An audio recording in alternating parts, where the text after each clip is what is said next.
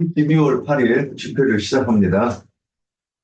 오늘 말씀 이렇게 읽으면, 그, 제가 이렇게 오늘 제가 저 출처놓은 말씀 중에 그 37절이 거기 저는 이렇게 줄을 쳐놨어요. 내 말이 너희 안에 있을 곳이 없어 그러니까 생각 많이 해봐야 되는 말씀이에요. 그리고 그또 아래 이 43절형 어찌하여 내 말을 들을 줄을 알지 못하느냐. 우리 한글 읽으면 하나님 성경 다 알잖아요. 근데 여기서는 달달 외우는 그 서기관과 바리새인들이 있는데도 그들한테 뭐라 그러냐? 어찌하여 내 말을 들을 줄 알지 못하느냐 이런단 말이에요. 많이 생각해 봐야 되는 말이에요. 그래서 이런 것들을 이렇게 줄을 쳐놓고 이렇게 묵상을 하시면 주님의 계시가 있단 말이에요. 자, 오늘 두 증인은 두 사람이 전도하는 것이 두 증인이라 함인가? 이렇게 읽을 때 요점은 뭐냐? 두 증인이에요. 두 사람이 전도하는 걸 요점이 아니에요. 두 증인은 그러니까 내가 이걸 했느냐면 여호와 증인들이 두 사람이 자기들은 이 말씀대로 두 증인으로 살기 위해서 둘씩 전도로 다닌다 이런 말도 안 되는 소리를 하니까 그래서 제가 이 두 사람이 전도하는 것이 두 증인이냐 이렇게 이제 한 거예요. 자 그러면 여기서 그래서 이제 밑에 두 증인은 누구인가 두 사람을 말합니다. 또 혼자 전도하면 전도의 효력이 그럼 없는 거잖아요. 그게 맞다고 하면 그죠? 뭐 내가 투중인이 아니어서 가서 전도하면 아닐 거 아니에요. 그러면 또 혼자 전도하면 전도의 효력이 없거나 전도가 아닌 것이 아닌 것인가 이렇게 이제 제가 이렇게 생각해 보라고 던진 거예요. 두 명의 증인이라 하고 또 두세 사람이라 하면 어찌 이해하는가 이제 이걸 이렇게 이거 나름대로 한번 이런 쪽으로도 생각을 해보면 어떻겠습니까 하고 제가 올린 거예요. 자, 이제 시작합시다.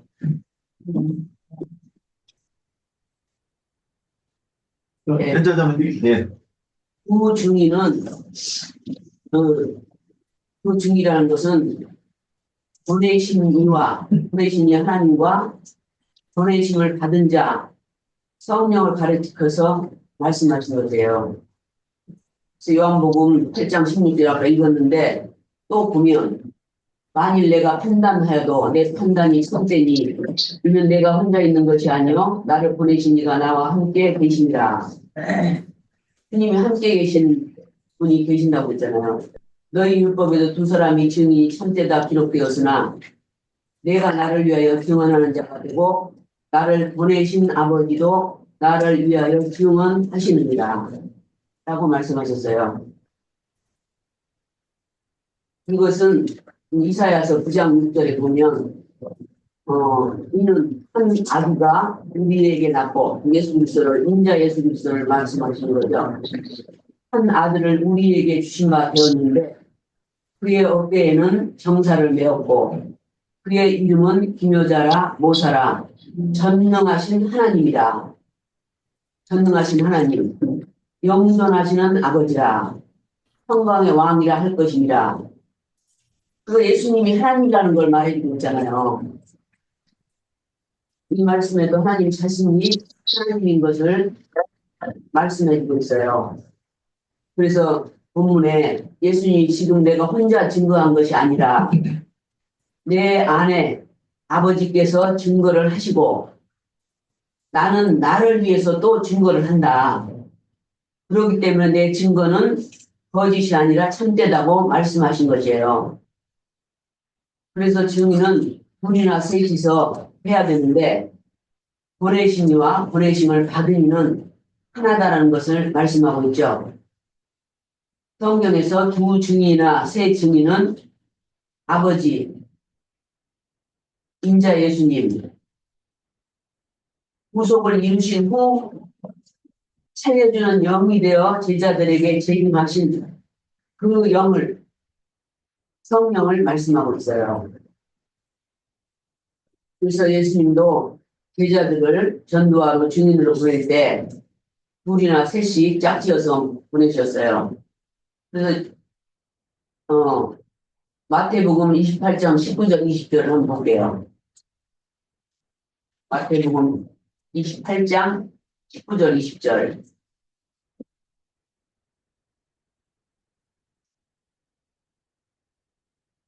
그러므로 너희는 가서 모든 민족을 제자로 삼아 아버지와 아들과 성령의 이름으로 세례를 베풀고 내가 너희에게 분부한 모든 것을 가르쳐 지키게 하라. 볼지어다 내가 세상 끝날까지 너희와 항상 함께 있으리라 하시니라. 우리도 영이 죽어 있었을 때 생명의 빛의 말씀을 받고 영이 살아나서 새 생명 가운데 사는 것이 가장 큰 복인 것을 우리는 깨닫고 알았어요. 이렇게 알았으면 이 새 생명을 모르는 어둠에 갇혀 있는 사람들에게 이 복된 소식을 내 안에 계신 복된 소식을 그 사람들에게 전해야 되는데 내 안에 계신 성령님의 인도하심을 따라 전해야 되고 또 모든 민족에게 복음을 전하라는 주님의 지상 명령을 우리는 순종해서 증인의 사명을 다해야 될 것을 말씀하고 있습니다. 감사합니다. 예.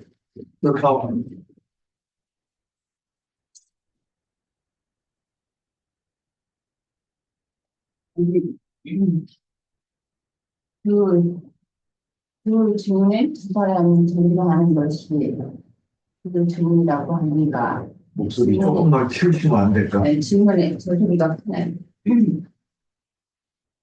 민수기 35장 30절. 사람은 죽인 모든 자, 곧 살인한 자는 증인들이 말을 따라서 죽일 것이나 한 증인의 증언만 따라서 죽이지 말 것이요. 여기 내가 안 찾을게요. 신명기 17장 6절에서 7절. 죽일 자를 두 사람이나 세 사람의 증오로 죽일 것이요. 한 사람을 증인으로는 죽이지 말 것이며 이런 자를 죽이기 위하여는 증인이 먼저 그에게 손을 댄 후에 못 백성이 손을 댈지니라. 또는 이와 같이 하여 너희 중에 악을 제할지니라. 그렇게 말씀하셨고 신명기 19장 15절에는 사람의 모든 악에 관하여 또한 모든 죄에 관하여는 한 증인으로만 살 것이 아니요 두 증인의 입으로나 또는 세 증인의 입으로 그 사건을 확증할지며 성경의 두 증인이나 세 증인에 대한 말씀이 실제는 성경 기록된 말씀이 살아계신 인격인 예수와 아버지 말씀이 육신이 되어 자기 땅에 자기 백성들에게 오직 인자 예수와 구속을 이룬 후에 살려주는 영이 되어 제자들에게 재림하신 그 영을 의미하는 것이다. 예수님이 오신 것은 아까 요한복음 8장에서도 봤지만 8장에서 여기 16절에 만일 내가 판단하여도 내 판단이 참되니 이는 내 혼자 있는 것이 아니요 나를 보내신 이가 나와 함께 계시니라. 너희 율법에도 두 사람의 증언이 참되다 기록하였으니 내가 나를 위하여 증언하는 자가 되고 나를 보내신 이가 보내신 아버지도 나를 위하여 증언하시느니라. 여기 요한복음 말씀은 주님이 말씀이신 주님과 주님의 함께 이렇게 증언을 하시는 것을 말씀하시고 계신데, 이게 성경의 두 증인이나 세 증인에 대한 말씀이 실제 성경에 기록된 말씀을 살아계신 인격인 예수와 아버지와 말씀이신 육신이 된 이 땅에 자기 백성들에게 오신 예수와 구속을 이루신 후에 살려주는 영이 되어 제자들에게 재림하신 그 영을 의미하는 것이다. 율법을 이룬 두 증인은 아버지와 자신이라고 선언하셨으므로 바리새인들은 이어지는 설문에 너희 아버지가 어디 있느냐라고 따진 것인데 인자 예수께서는 말씀하시기를 아버지의 증거는 성경의 증거요 선지자들과 대언하게 하신 영이신 하나님의 증거를 가리키는 것이다. 예, 요한복음 5장 37절이에요.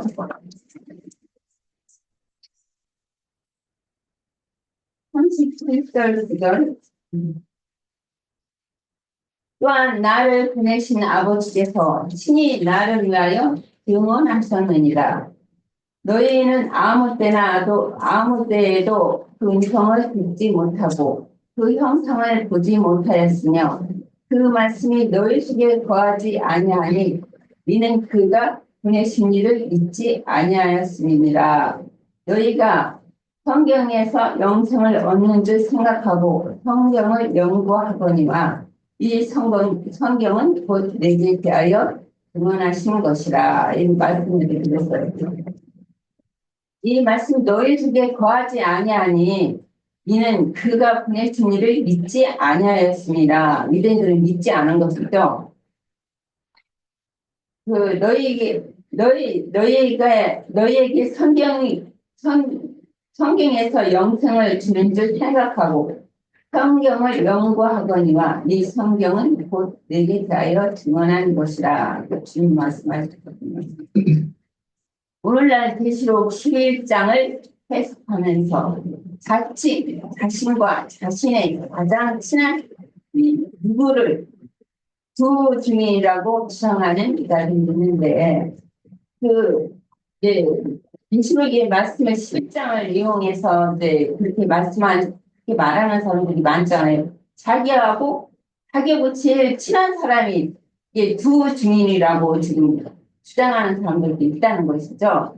주장하는 들이 있는데 누구의 증인이 성경의 증거와 일치하지 않으면 거짓 증인들이 되는 것이므로 하나님의 보내심을 받은 증인 여부는 성경의 가르침을 뒷받침을 받아야 가칭 두 증인, 세 증인이라고 자랑해서 증명되는 것이 아닙니다. 이게 성경의 말씀대로는 이게 틀린 것이죠. 자기와 자기 친한 사람, 누가 그 사람이 증거할 때 두 증인이라고 주장하는 사람들이 있는데 그거는 이제 틀린 것이다. 성경에 맞지 않는 것이다. 말씀하셨고 두 증인이라는 용어는 히브리인들이 법정 용어로서 하나님의 심판대에서 거짓 증거를 하면 반드시 죽이도록 규정했으므로 진리의 말씀을 왜곡시키거나 치우치게 하는 것은 오남용하는 그런 설교자들이 말을 하는 것이죠. 설교자들이 매우 조심해야 한다. 그런 사람들을 우리는 조심해야 된다. 그런 말씀이고 주님의 제자들을 증인으로 보내실 때에 둘이나 셋을 짝지어 보내셨는데 이는 유대인의 율법대로 하신 것이며 계시록에서는 하늘에서 힘센 천사가 오셔서 감모섬에 유배된 요한에게 작은 책을 주시고 내가 많은 백성과 나라와 방언과 임금들에게 다시 예언하여야 한다. 그게 계시록에서도 요한에게 말씀하셨거든요. 여기서 두 증인이라는 것은 그리고 온 땅에 주 앞에 모셔섰다가 부르심을 받은 하나님의 일곱 영들은 그들에게 보여주시고 그들에게 주신 그것을 개헌하도록 보내심을 받은 감람나무의 우편과 좌우편에 가지들로 상징하고 감람 기름 일곱 영들이 그들에게 보내주시고 들려주신 것들을 개헌하도록 보내심을 받은 감람나무의 좌우편 가지들로 상징하였고 일곱 군대로 생긴된 일곱 교회들에게 그 금기름을 붓는 자들이므로 성경의 의도를 정확하게 적용해야 합니다. 증인들이라는 용어는 순교자들의 뜻이 있으므로 선지자들이 영의 하나님께서 보내주시고 빌려주신 확실한 증거를 가진 자들은 세상의 진리를 변하기 위하여 박해를 당하고 결국은 순교하게 마련이며 세상에서 영광을 받거나 육신의 몸을 죽이지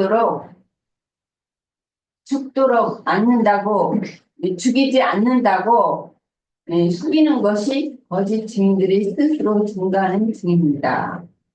마태복음 18장 15절에 너희 형제가 죄를 범하거든 가서 너와 그 사람만 상대하여 권하고 만일 들으면 내가 너희 형제를 얻는 것이요 만일 듣지 아니하거든 한 그 사람을 데리고 가서 새 증인의 입으로 말마다 확증하게 하라. 만일 그들의 말도 듣지 아니하거든 교회에 말하고 교회 말도 듣지 아니하거든 이방인과 세리와 같이 여기라.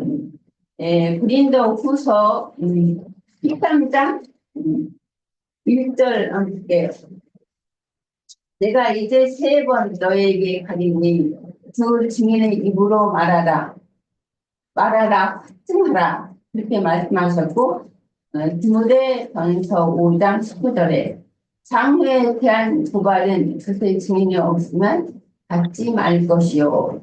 히브리서 여기에서도 이제 그 신약에서도 이제 이렇게 서신서에도 이렇게 말씀하셨잖아요. 장후에 대한 고발은 그의 증인이 없으면 받지 말 것이요. 히브리서 10장 28절에 모세 율법을 폐한 자도 그 새 증인으로 말마다 불쌍히 여김을 받지 못하고 죽었거든.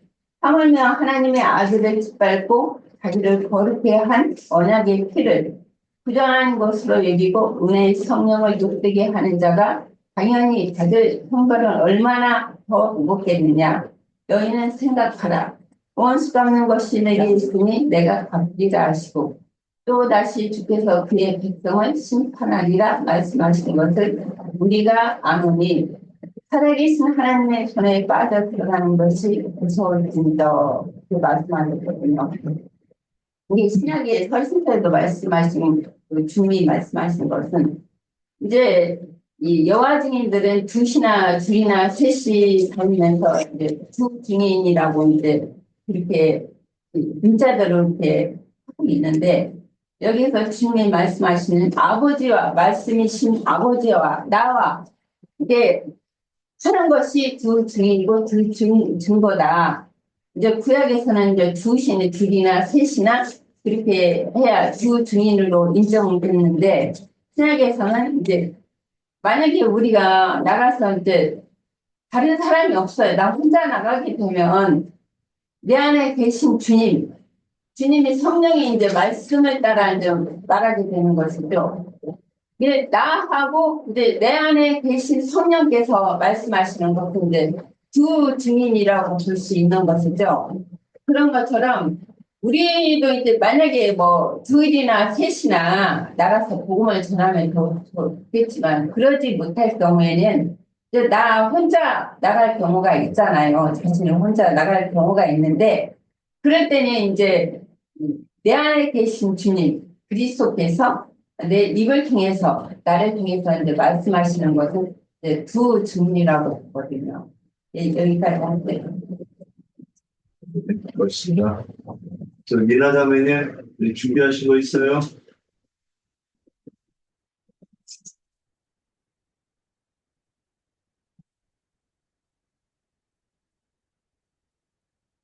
미나 자매님 증거하실 거 있느냐고요? 네, 좀 늦어갖고, 저는 그 두 증인이라고 하는 것을, 어떻게 이해를 했냐면, 우리가 요한복음 지금 8장 17절이나 18절에 보면, 율법에도 두 사람의 증언이 참되다 기록되었으니 내가라는 거는 곧 이제 인자 예수님이지요. 나를 하는 것은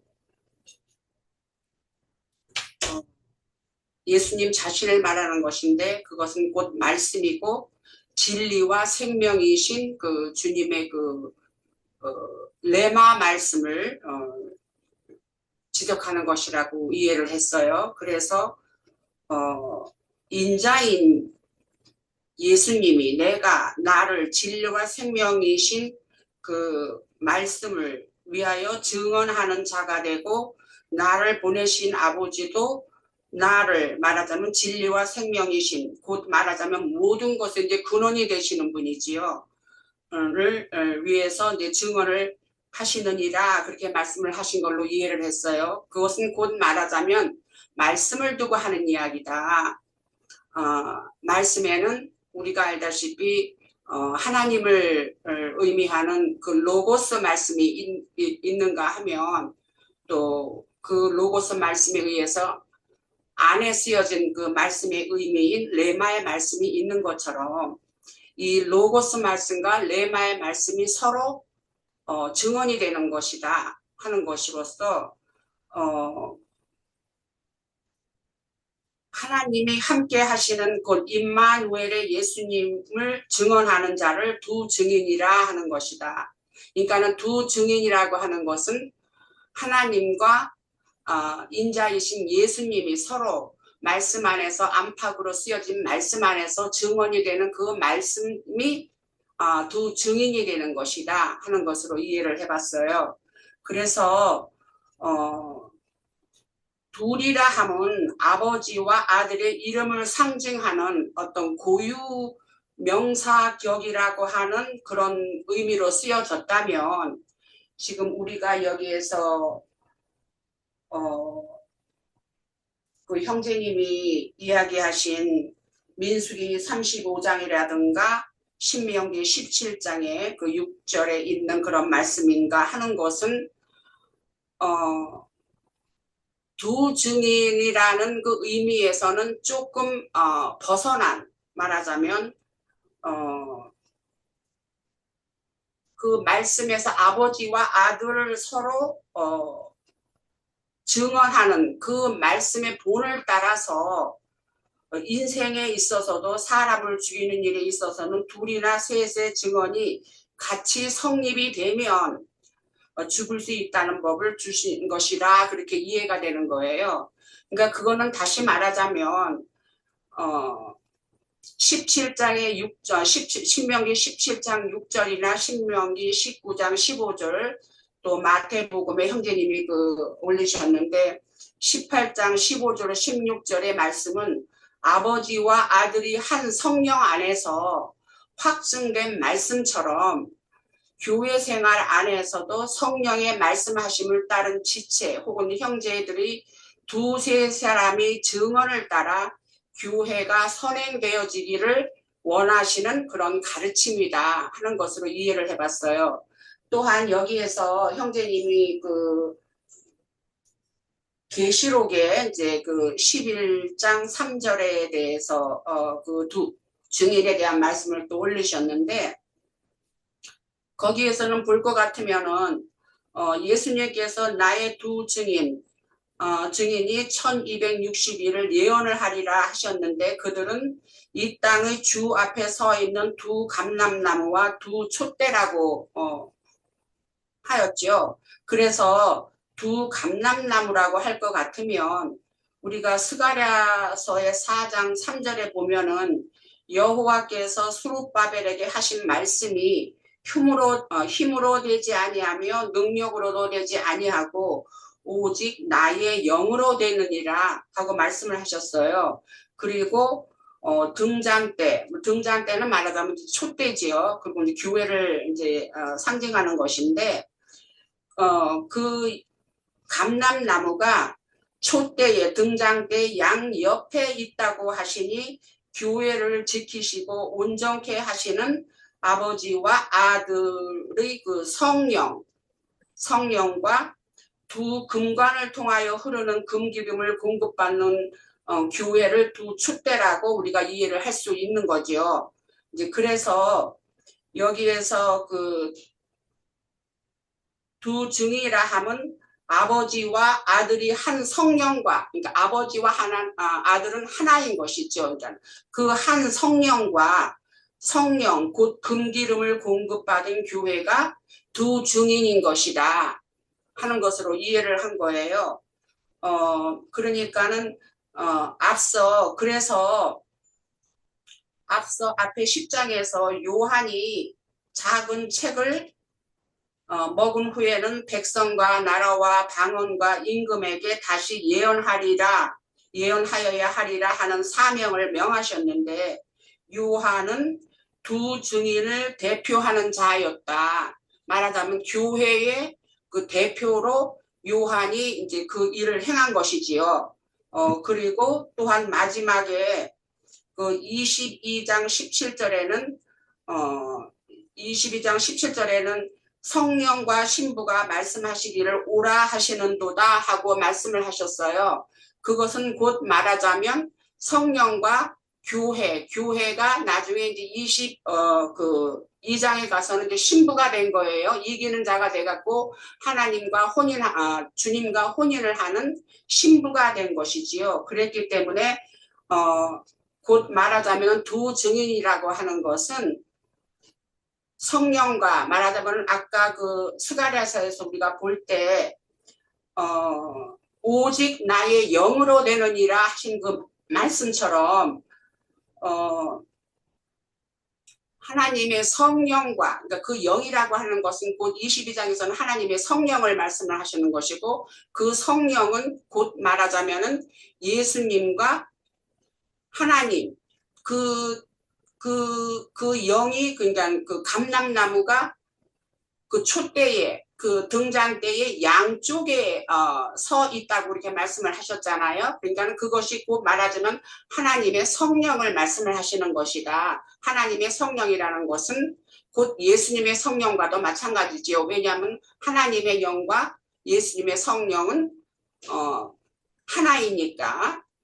그랬기 때문에 여기에서 두 증인이라고 할 것 같으면은 말씀 안에서 예수님을 증언하는 말씀과 또 하나님이 로고스로 내놓으실 말씀이 서로 증언이 돼갖고 서로 증인이 돼갖고 어떠하심을 나타내는 그것이 두 증인인 것이다. 그러면은 우리가 흔히 말하는 그 두세 사람이 증인을 해서 사람을 죽이는 일을 하는 것이고, 또 형제를 이렇게 소송하게 만드는 일이 있어서도 두세 증인이 가서 말을 함으로써 그 형제를 돌이키게 하는 그 증인은, 거기서 말하는 그 증인이라는 것은 하나님께서 원래 의미하신 그 하나님의 영과 예수님의 그 성령이 서로 증언을 하는 것처럼 그것이 같이 그 형제를 마음을 돌이키게 하고 하는 그런 일을 하는 것처럼, 그러니까 그 본을 따라서 아까 얘기한 것처럼 형제들이 두세 사람의 증언을 따라 교회가 선행되어지기를 원하는 가르침인 것이지, 두세 증인이라는 것이 결국은 여기에서 말하는 두 증인이라는 것과는 조금 다른 경우가 되는 것이다 하는 것으로 이해가 되어졌어요. 내가 말을 하는 것이 조금 이제 두서는 없는 것 같은데, 여기서 말하자면은 결국은 두 증인이라는 것은 하나님의 말씀 안에서 레마의 말씀과 로고스의 말씀, 그러니까 하나님이 예수님을 증거하시고 또 하나님은 예수님과 함께 하시기 때문에 그 말씀이 증거가 되는 것이 두 증인인 것이고, 그 본을 따라서 형제를 돌이키게 한다든가 또 사람을 죽인다든가 하는 것은 그 선행을 따라서 하나님과 예수님의 그 말씀의 증거에 따라서 선행되어지는 그 본을 따라서, 그래서 두세 증인을 세워서 그 증인들이 하는 말이 함께 서로 성립이 될 때는 사람을 죽일 수도 있는 것이고 아니고 하는 것에 그것을 맞추어서 할 수 있는 것이다 하는 것이기 때문에 결국은 두 증인이라는 것은 아버지와 아들이 서로 증거가 되는 것이 증인이 되는 것이 그 두 증인인 것이고 그 형제들을 이렇게 형제들 사이에서 선행하는 그것은 원래의 그 두 증인이라는 그 본을 따서 그렇게 해서 그렇게 선행을 교회 안에서 교회 생활을 할 때에 선행을 해야 되는 것이다 하는 것으로 그렇게 이해를 해봤습니다. 내 말이 이렇게 전해졌는지는 잘 모르겠는데 그래서 두 증인이라는 것은 결국은 아버지와 아들을 상징하는 것이고 서로 상호간에 증거가 되는 증언이 되는 그것을 말하는 것이다 하는 것으로 해봤습니다. 그래서 결국 이거는 우리가 저번에 창세기를 할 때에 그 마하나임 두 군대 그 얘기를 우리가 했었잖아요. 윤 형제님은 그거를 알 거야. 우리가 같이 그거를 서로 교통을 했으니까. 그렇기 때문에 여기에서 두 증인이라는 것은 구약에서는 두 그룹으로 상징된 하나님의 그 수종을 두는 두 그룹으로 상징된 그것이 신약에서는 두 증인으로 된 것이다 하는 것으로 이해를 해봤습니다. 네, 여기까지 할게요. 수고하셨습니다. 자, 다음 팀장님. 네, 먼저 증인이라는 말은 어떤 사실을 증명할 수 있는 사람을 증인이라고 하는 거잖아요. 그러나 오늘 성경이 말하고자 하는 이 두 증인이라는 말은 보내신 자와 보내심을 받은 자의 관계를 말하는 거라고 생각해요. 그래서 보내신 자가 증거를 하는데 보내심을 받은 자를 통해서 증거를 하시는 거예요. 그러면 둘이잖아요. 그죠? 두 사람이 증거를 하는 것이 되는 거죠. 그래서 오늘 말씀 요한복음 8장 16절 말씀을 보면 만일 내가 판단하여도 내 판단이 참되니 이는 내가 혼자 있는 것이 아니요 나를 보내시니가 나와 함께 계심이라 그렇게 말하고 있어요. 예수님이 혼자 계신 것이 아니고 예수님이 말씀을 전하실 때 예수라고 하는 그 인자 안에 호로고스 그 말씀이신 아버지가 예수님 안에 함께 계셨다는 거예요. 그런데 우리는 이미 요한복음 1장에서부터 말씀을 나누어 올 때 말씀이 육신이 되어서 그러니까 말씀의 보내심을 받아서 인자로 이렇게 오신 것을 우리가 확인을 했었잖아요. 그래서 예수님은 자꾸만 오늘 그 16절에서도 나를 보내시니가 나와 함께 계신다. 그렇게 말씀을 하고 또 요한복음 10장 30절에도 보면 나와 아버지는 하나다. 그렇게 말씀을 하시고 또 성경 곳곳에서 구약에서는 창세기 31장 5절에 보면 하나님은 나와 함께 계시느니라 이렇게 말씀을 하시고 그 예수님이 자꾸만 그렇게 아버지와 나는 하나다. 그러니까 유대인들이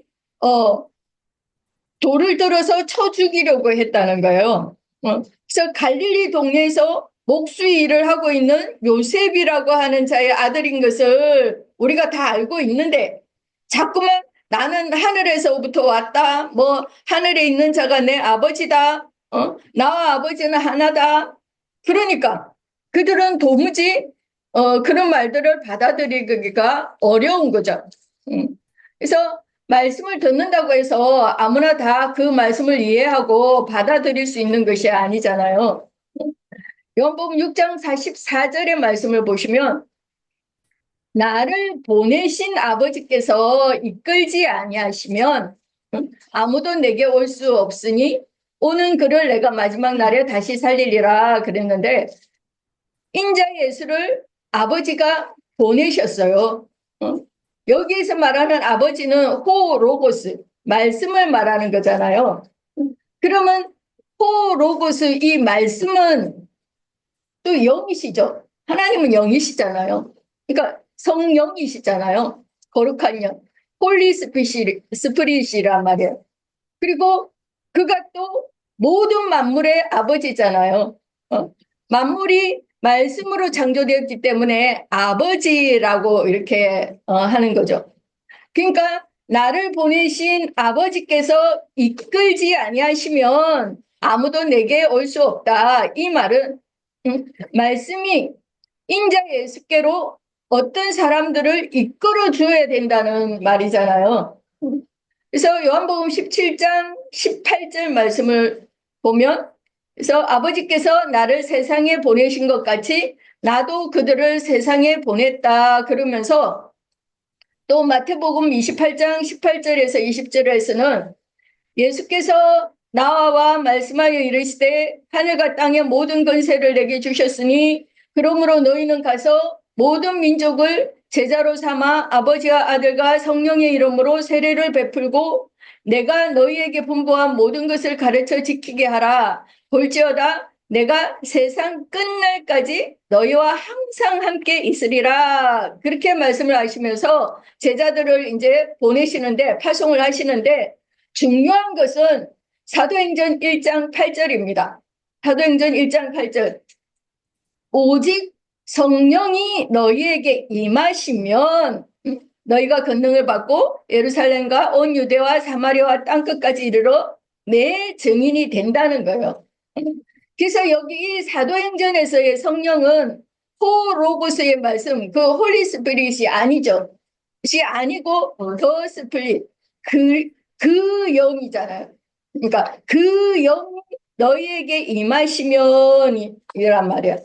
그러면서 요한복음 17장 21절에 아버지여, 아버지께서 내 안에, 내가 아버지 안에 있는 것 같이 그들도 다 하나가 되어 우리 안에 있게 하사 세상으로 아버지께서 나를 보내신 것을 믿게 하옵소서. 그런데 여기 우리 안에라는 말은 아버지와 아들이 하나였기 때문에 인자 예수 안에는 아버지의 말씀이, 그 말씀이 살아서 항상 동행하고 있었다는 거예요.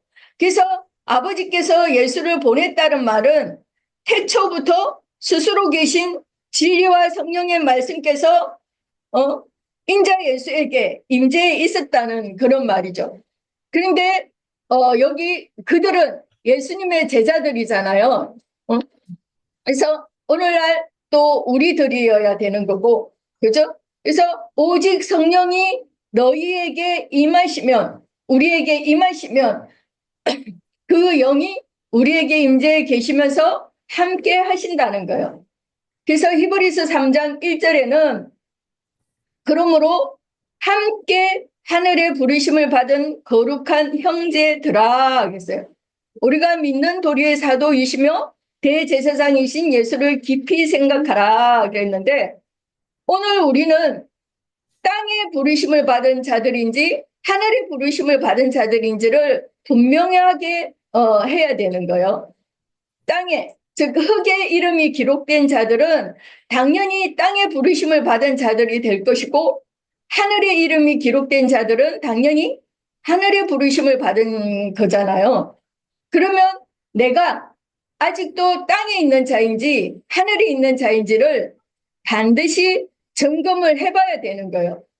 그래서 인자 예수가 사도로 왔다라고 이렇게 되어 있는데, 구약 성경의 표현으로는 여호와의 사자라고 이렇게 표현이 되잖아요. 그런데 창세기 32장 24절 25절 말씀을 보면 야곱은 홀로 남았더니 어떤 사람이 날이 새도록 야곱과 씨름하다가 자기가 야곱을 이기지 못함을 보고 그가 야곱의 허벅지 관절을 치매 야곱의 허벅지 관절이 그 사람과 씨름할 때 어긋났더라 그랬는데, 여기에는 야곱이 어떤 사람과 씨름을 했다 이렇게 되어 있는데, 호세아 12장 3절 4절 말씀을 보면 야곱은 모태에서 그의 형의 발 뒤꿈치를 잡았고 또 힘으로는 하나님과 겨루되 천사와 겨루었다 이렇게 되어 있어요. 그러니까 야곱이 어떤 사람과 씨름을 한 것은 그 사람이라는 것은 천사였다는 것을 우리가 알 수가 있는 거죠. 그래서 계시록 22장 6절에는 주 곧 선지자들의 영의 하나님이 그의 종들에게 반드시 속히 되어질 일을 보이시려고 그의 천사를 보내셨도다. 이렇게 기록을 하고 있어요.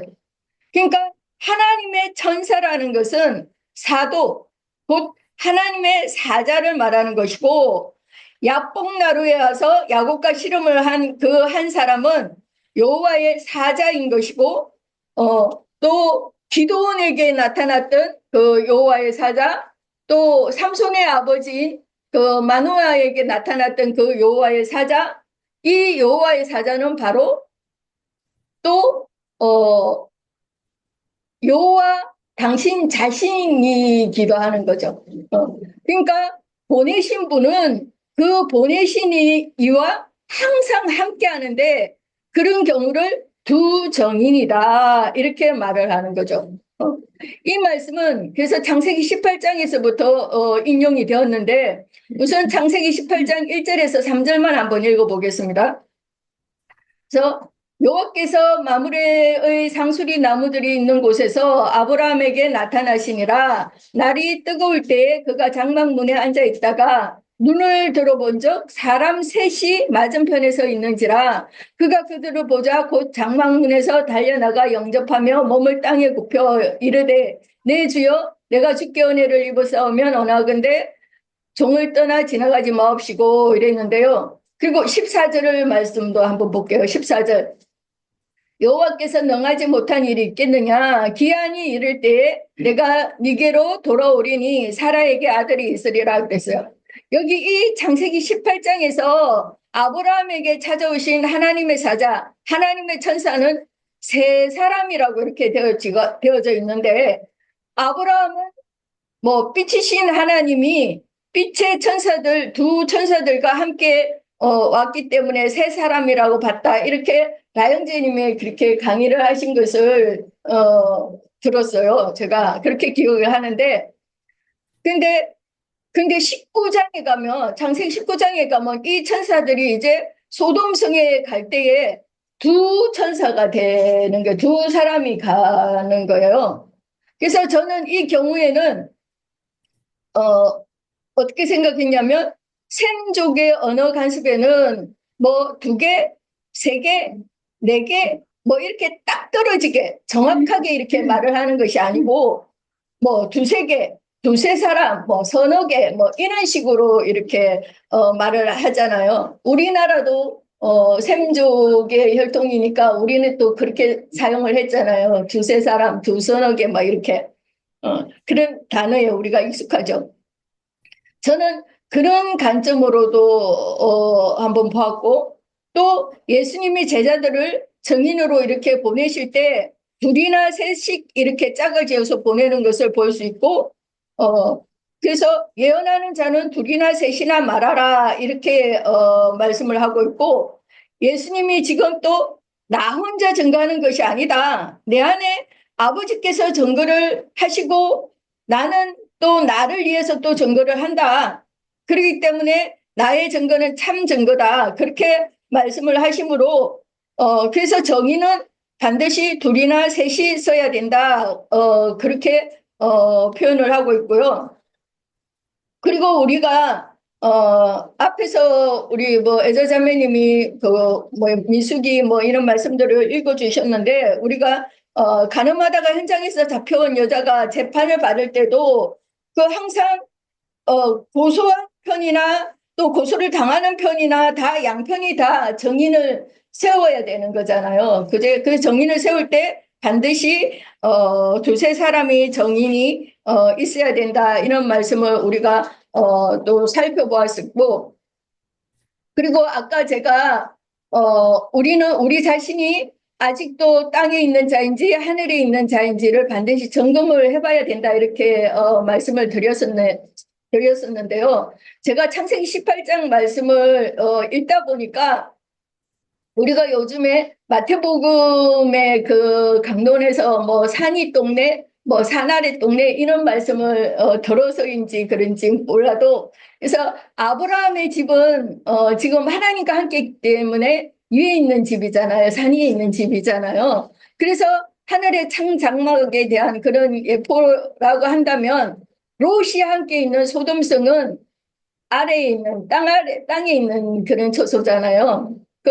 그렇기 때문에 소돔성이 행한 모든 죄악들을 확인하러 갈 때에 그 18장 21절을 보면 내가 이제 내려가서 그 모든 행한 것이 과연 내게 들린 부르짖음과 같은지 그렇지 않은지 내가 보고 알려하노라 이렇게 돼가 있어요. 이전에는 이런 말씀을 봤을 때도 이런 단어들이 캐치가 안 됐었거든요. 근데 소돔성에 갈 때는 데려간다 이렇게 기록이 돼가 있네. 이렇게 요번에 다시 한번 하나님의 말씀은 항상 분명하고 정확하게 이렇게 기록되어 있다는 것을 이렇게 이번 기회에 또 생각해 보았고, 그래서 창세기 18장에서 내년 이맘때에 내년 이때에 기한이 이르면 내가 너에게로 다시 오겠다 이렇게 약속을 하신 것은 말씀이 육신이 되어져서 찾아오시는 메시아 인자 예수가 오실 것에 대한 그런 예언인 거죠.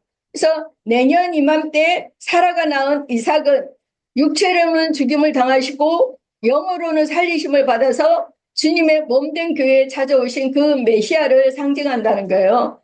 그래서 아브라함에게 약속의 아들을 주시겠다고 약속을 하시고 나서 그 다음에 또 다시 떠나간 다음에 1년 뒤에 기한이 이를 때에 네 안에 사라에게 아들이 있을 텐데 그때 내가 너에게 다시 오겠다라고 약속을 주신 분은 누구예요? 호로고스 아버지 있잖아요. 그렇지만 실제로는 아들이 왔잖아요. 아들이 그 약속대로 태어난 거잖아요. 그러니까 먼저는 그 약속을 주시고 그 다음에 이제 실제를 이제 주시는데 태초부터 스스로 계신 말씀이신 여호와가 인자 예수의 영에 함께 하셔서 약속하신 아버지가 아들을 통해서 오신 거잖아요. 그래서 아버지와 아들은 하나다. 하나님의 말씀이 육신의 모양으로, 그러니까 실상으로 오시는 것을 말하는 거죠. 그래서 영이신 하나님 아버지, 말씀이신 하나님 아버지가 예수 그리스도의 영과 마음에 임재하셔서 사람이신 예수, 그 인자 예수와 함께 하시면서 그분의 말씀을 인자이신 예수를 통해서 대언을 하고 계신 건데, 그래서 예수님이 내가 나를 위하여 정언하는 자가 되고 나를 보내신 아버지도 나를 위하여 정언하신다. 내 아버지가 나와 함께 계셔서 그의 일을 하시는 중이다. 그렇게 말씀을 하시지만 유대교의 지도자들은 예수님의 이런 말씀을 도무지 알아듣지 못하는 거예요. 왜? 그들은 예수님의 예모로만 보기 때문에 예수의 말씀을 알아듣지 못하는 거죠. 마지막으로 제가 사도행전 2장 1절에서 4절 말씀만 읽어보고 마치도록 하겠습니다. 사도행전 2장 1절에서 4절입니다. 오순절 날이 이미 이름에 그들이 다 같이 한 곳에 모였더니 홀연히 하늘로부터 급하고 강한 바람 같은 소리가 있어 그들이 앉은 온 집에 가득하며 마치 불의 혀처럼 갈라지는 것들이 그들에게 보여 각 사람 위에 하나씩 임하여 있더니 그들이 다 성령의 충만함을 받고 성령이 말하게 하심을 따라 다른 언어들로 말하기를 시작하니라 그랬는데요. 성령이 제자들이 모인 집, 참 제자들의 모임 가운데 오셨다는 거예요. 그래서 그 모인 제자들이 다 성령의 충만함을 받고 성령이 말하게 하심을 따라서 다른 언어들로 말하기를 시작을 했다는 거예요. 그러니까 두 정의는 말씀의 인을 받고, 그러니까 그 영, the Spirit의 성령을 받고 성령이 말하게 하심을 따라서 말을 하는 자들, 그 제자들 속에 오늘날 또 우리들 속에 성령께서 함께 하시면서 변할 말씀을 계시로 보여주시고 또 들려주셔서 땅 끝까지도 우리가 즉 다시 말하면 전도를 하는 자들이 두 증인이라는 거예요.